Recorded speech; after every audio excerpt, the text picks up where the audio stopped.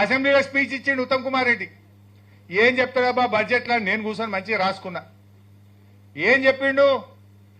ఈ మొదటి సంవత్సరంలోనే 6 ప్రాజెక్టులు పూర్తి చేస్తా, 6,50,000 ఎకరాలకు నీళ్లు ఇస్తా, మాది పనిచేసే ప్రభుత్వం, మాది చేతుల ప్రభుత్వం, మేము ఇంతగానో పనిచేస్తాము అన్నారు. ఏడాది అయిపోయింది. మొన్న మళ్ళీ బడ్జెట్ పెట్టారు. నేను తీస్తే ఏమైనా చేసిండ్రా భయ్య అని పుస్తకం అంతా చదువుతాయి. ఏమన్నది? ఒక్క ప్రాజెక్టు పూర్తయింది లేదు, 1 ఎకరానికి వచ్చింది లేదు. నేను లేచి అడిగిన, ఏమైనా నువ్వు పోయినసారి అసెంబ్లీలో 6,50,000 ఇస్తా అంటివి, 6 ప్రాజెక్టులు పూర్తి చేస్తా అంటివి, మరి ఏది పూర్తి చేసినావో, ఏడ నీళ్ళు ఇచ్చినావో జర చెప్తావా అన్న. మాట్లాడుతూ మళ్ళీగా తలకాయ కిందకి వేసుకున్నాడు. పోవుడే బయటకిగా మాట్లాడడం లేదుగా. ఇది వాళ్ళ కథ. ఇప్పుడు అపోజిషన్ లో కూర్చున్నప్పుడు మస్తుగా నరకచ్చు, చేస్తే తెలుస్తుంది. మరి ఏడవే 6,50,000 అన్నోని 65,000 ఎకరాల కన్నా ఇవ్వచ్చు కదా. పోనీ 6,000 ఎకరాల కన్నా ఇవ్వచ్చు కదా.